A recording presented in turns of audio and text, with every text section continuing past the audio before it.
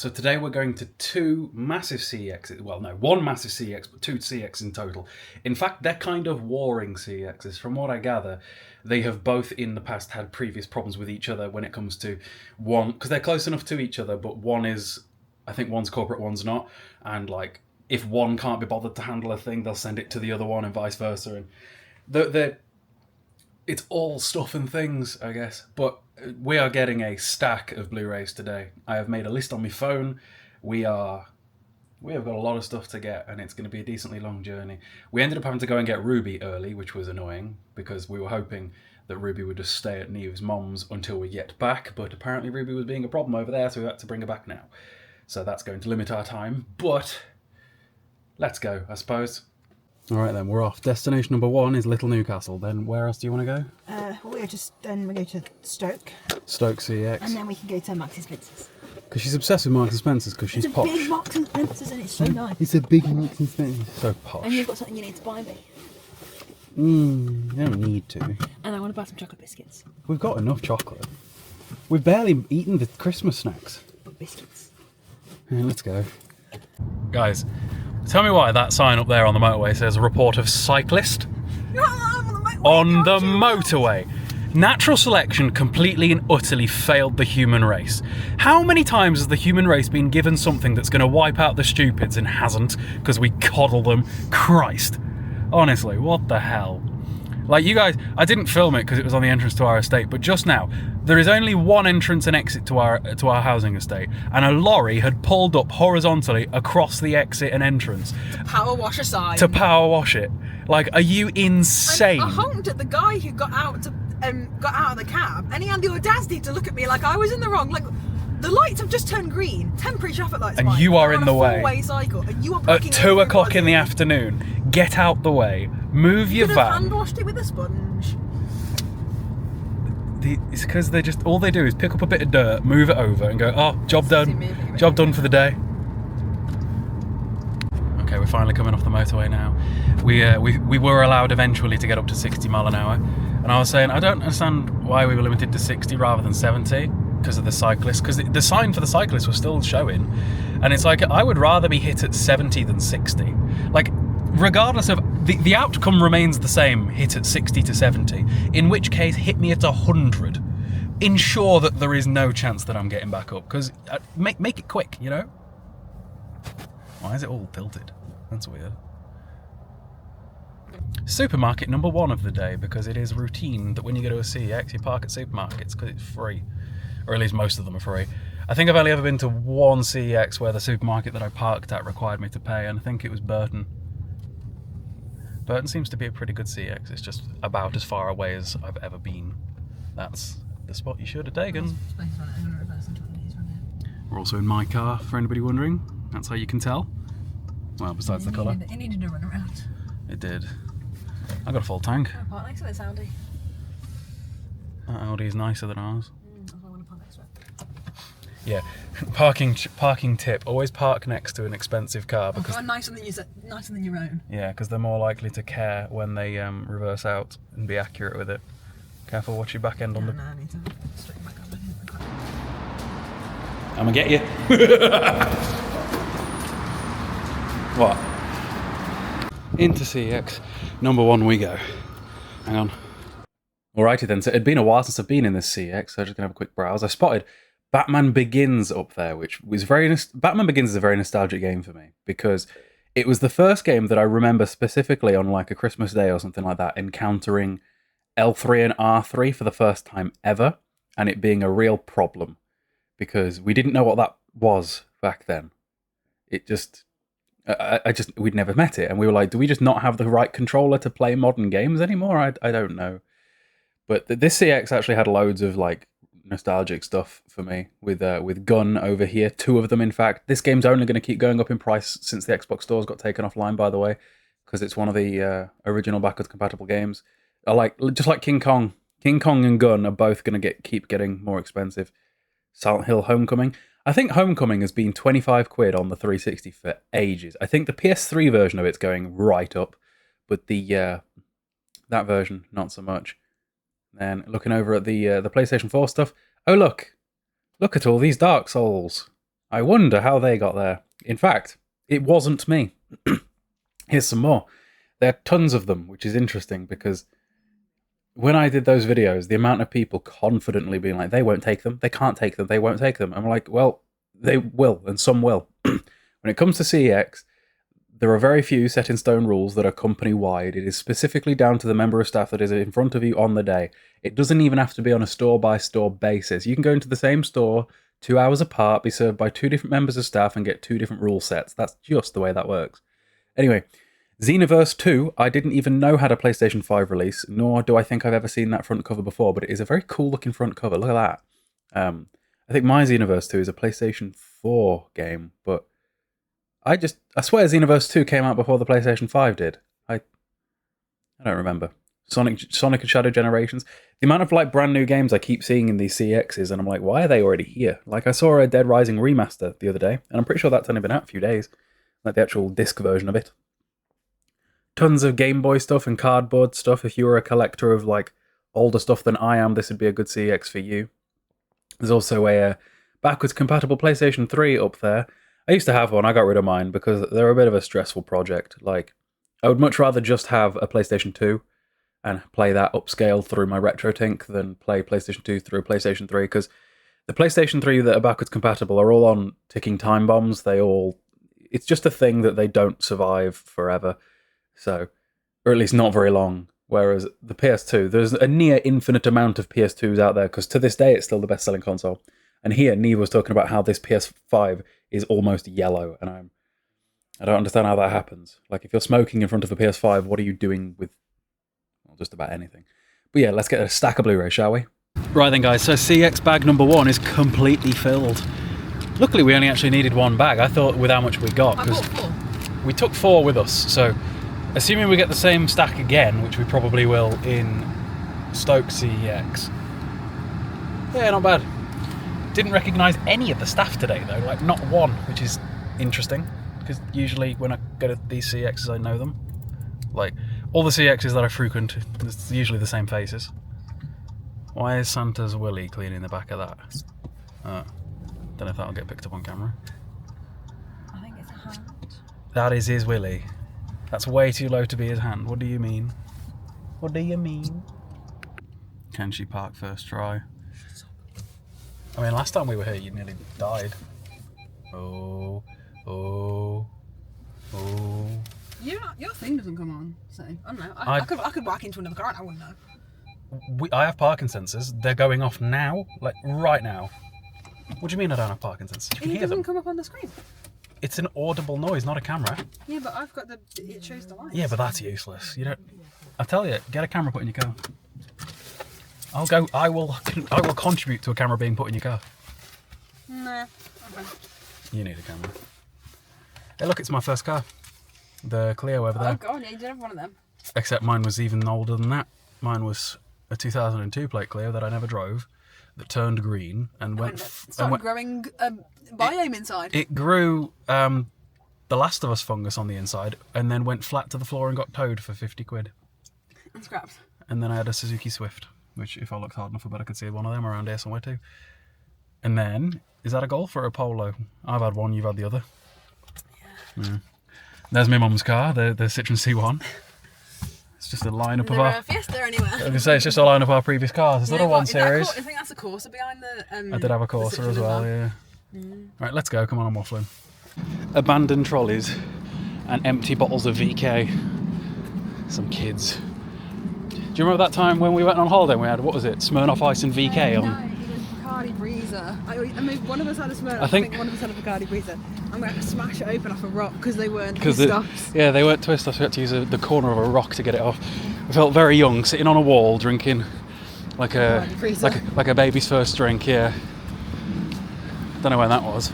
Was that Gran Canaria? Gran Canaria is the forgotten holiday. Yeah, I didn't post any photos with Instagram. Nothing happened on that holiday. Yeah, you're in the middle of nowhere. Oh, it's bloody cold. Into CEX we go. Right then, so now we're in Stoke CEX, and yeah, so Dead Rising Deluxe Remaster right there, and Sparking Zero, just like brand new games with physical releases that are already in here. It's crazy. Taking a look at what's on this shelf as well. Because I don't understand what they use this shelf for. Oh, that's interesting. A Turok Steelbook. I didn't see that while we were there. Although I have looked at one of those before in this exact CEX. So there is a decent chance that that is the same one. And it was knackered, like it was ruined. So hopefully that Steelbook that I've just missed there was the same one that was just absolutely wrecked when I saw it in person before. Hopefully. I wanted to look at the PlayStation 3 stuff as well, but I really didn't get much of an opportunity to do so because of the fact that there was this one fella who, and I'm not exaggerating when I say this, he was bent over in front of it for a solid 15 minutes. Like, not crouching, not looking at the bottom, bent over. I don't know what he was doing, but the PS3 section in this CX is incredibly narrow, like it is one person width wide. It's like one mod if you work in retail. And yeah, I couldn't get to it. I think maybe I get to it in a later clip, but initially we just had to go upstairs. But check this out. Check this out. This is beautiful. If I had more space in my office, I would have bought this. 130 quid for the collector's edition of Dishonored 2 with the mask and the steelbook. Now, of course, I want the steelbook because I like Dishonored and I love that steelbook. But that Corvo Tano mask would suit me perfectly in my office. I love it. Yeah, it's a shame. Anyway, this CX has got a whole second floor just for DVDs and stuff, so we went looking for a stack of Blu-rays. We did have a note on my phone. Sometimes people ask, do I go in with a plan with the Blu-rays? Up to now, I haven't, but now that I've got so many, I am. Pretty much the same way I did with the games, to be fair. When I was just getting into mass collecting the games, I didn't have a note on my phone because there was just so much that was a win that it was easy to just keep getting the wins. But now that the wins are looking a little bit sparser, I need to be a little bit more careful, because even today, for example, I'm pretty sure I got a few duplicates that I didn't mean to get. And also, this was one of the ones that I went for. It's a reprinted cover, and that's a bit annoying. But, you know. And then, coming over here, we ended up running backwards and forwards like 1,000,001 times because of the way that they organised things in here. Like, one of the films that we were after was Triangle, and there was one here right in front of me there. But then there was also one back where Spartacus was, and I don't understand how they ended up on a complete polar opposite end. They also had a mile long of regular DVDs. It's a shame I don't collect those anymore, but we did well when it comes to Blu-rays today. Just you wait and see until we get home. I think it's been like 150 quid or so. All right, so we're back in the car now. I don't know if it's going to show up because of how dark it is, but I have got a second completely full bag from CEX. Spent 100 quid in that CEX on stuff, which is 150 quid in total on Blu-rays today. That's quite productive. Can't wait to see how many there actually is and how it looks on the shelf. I really am looking forward to seeing a big swath of blue. It's going to be very satisfying. 34 minutes to get home. Ruby's moaning at home, so... What, she's been online for 3 hours. So let's go. It's 5 o'clock. Hello, Ruby. Hello, Ruby. Ruby, Ruby, Roo. Ruby, Ruby, Roo. Hello. Paw. Give me a paw. Can do. How long have they been on? How long has it been in the fridge? 4 days. So. Yeah, it probably needs cooking then for sure, yeah.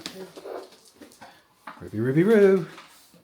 Right, guys, we are home, and as you can see, we got quite the CEX haul to go through. 2 very full, decently heavy bags at that. In which case, let's open it up, shall we? You have to ignore the fact there's always plates back there. It's where the food goes until it goes downstairs. Let's get it open, shall we? So, guys, basically, lots. Okay, so I've put the camera on the tripod because we need to do it from this angle with how tall this bloody pile is. So, we've got Bad Boys 1 and 2. We've got Lord of the Rings 2. We got Bad Boys 3, Jumanji, Poltergeist 1982. Love a good haunted house film, there's not enough of them. The Scorpion King, which is The Rock's first ever film. Split, because James McAvoy is great. Looper, because Bruce Willis is great. Wall-E, because we're trying to get all of the Disney Pixar stuff. Jumper, because it wasn't awful. Lucy. Terminator Salvation, which has been hard to find in a regular case. World War Z. King Kong, brilliant film, brilliant game. Really long though, longer than you remember. 10 Cloverfield Lane, because at least 2 out of 3 Cloverfields are supposed to be pretty good. Filth, because James McAvoy is great. Mad Max 1. Mad Max 2. Mad Max 3. Then we've got The Iron Giant, which hopefully is a real throwback for some of your childhoods, because that was a brilliant film. Didn't know it had a Blu-ray until recently. Hunger Games. Technically, it's the Hunger Games 1. It says Catching Fire, but it isn't. We just swapped the stuff over, because it is near impossible to find a blue case Hunger Games 1. Lord of the Rings 1, so now we've got all 3 of those as well. Unbreakable, more Bruce Willis. Dread, brilliant film. Evil Dead 2013. Let me just lower you guys down a bit so you can be a little bit closer. Now that the pile's half the size. Casino Royale. Toy Story 1. Toy Story 2. And Toy Story 3, because once again we're after the Pixar stuff. The Corpse Bride. And then Stephen King's It, to replace the regular version.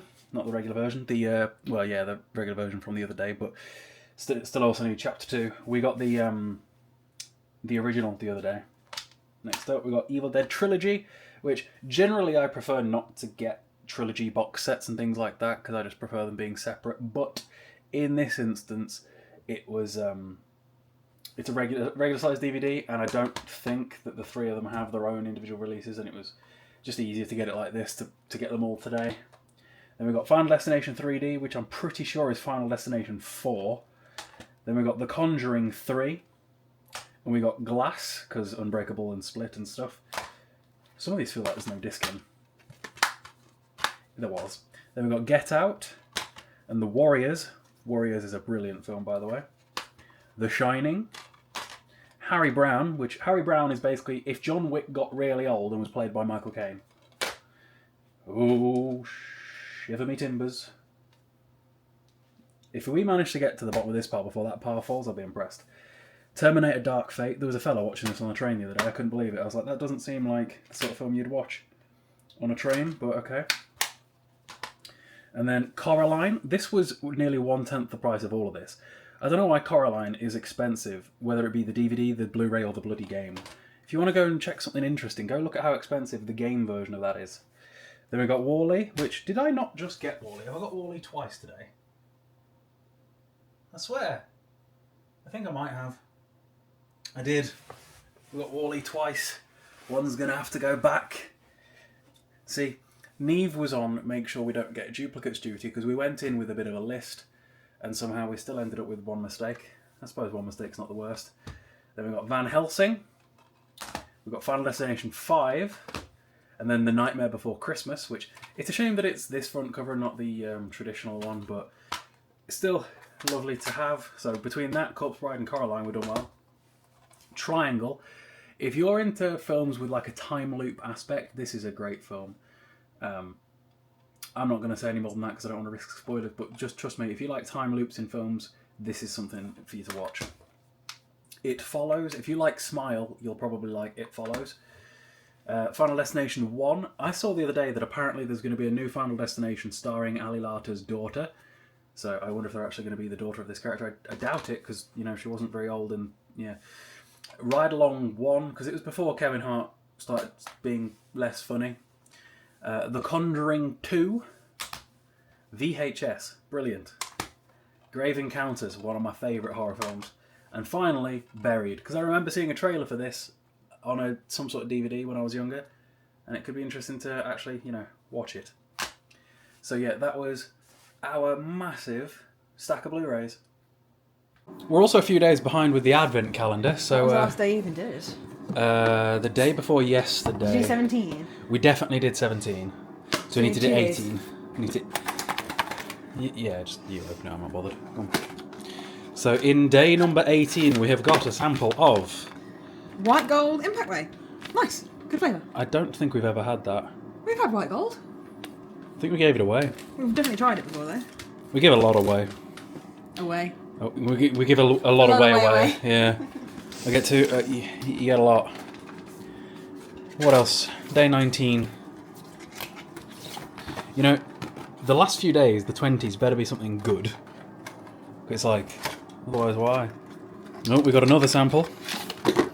Oh dear. Caramel plant protein tea blend. Begone, thought. You're welcome. And thus brings us to the end of today. Tomorrow we're going to go to the local CEX again, because it's been a while. Like, it has actually been like a week, I think, since I've been to my local CEX. So, yeah, some fun. Hope you guys enjoyed. And see you later.